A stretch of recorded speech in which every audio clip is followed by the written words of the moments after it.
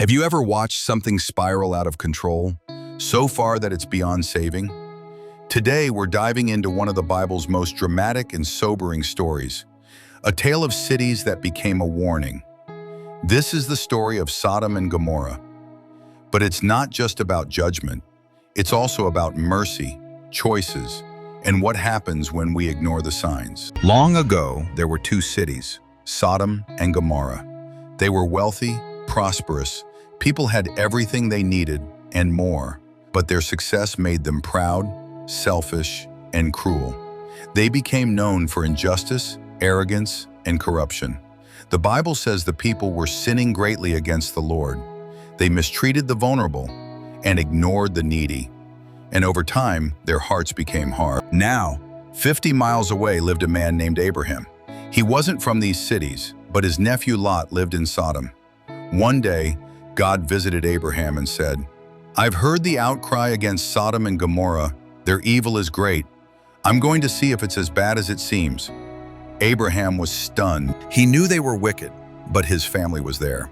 So he did something bold. He pleaded with God. "What if there are 50 good people there? Will you still destroy it?"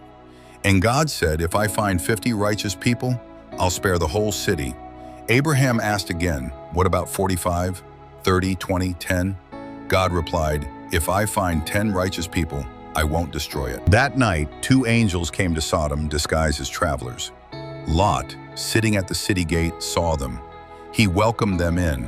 At first they refused, but Lot insisted. But before the night was over, a mob surrounded Lot's house. They demanded he bring out the guests. It turned violent. The angels pulled Lot back inside and shut the door. They blinded the men outside to stop the attack. Then they said to Lot, "Get your family out. This city is going to be destroyed." Morning came. The angels urged Lot again, "Hurry!" But Lot hesitated, so the angels grabbed their hands and led them out. That's mercy. As they fled, the angel said, "Don't stop, don't look back." Then, fire fell from the sky. The cities were destroyed in a moment. Smoke filled the sky, everything was gone. But someone did look back. Lot's wife turned and instantly became a pillar of salt. She looked back with longing, not just a glance. Her heart was still tied to what God told her to leave behind. Lot and his daughters escaped to the hills. The next morning, Abraham looked toward the valley. All he could see was smoke rising like a furnace.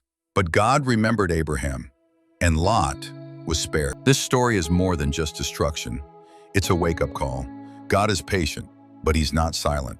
He gives chances, he sends warnings, but eventually he acts.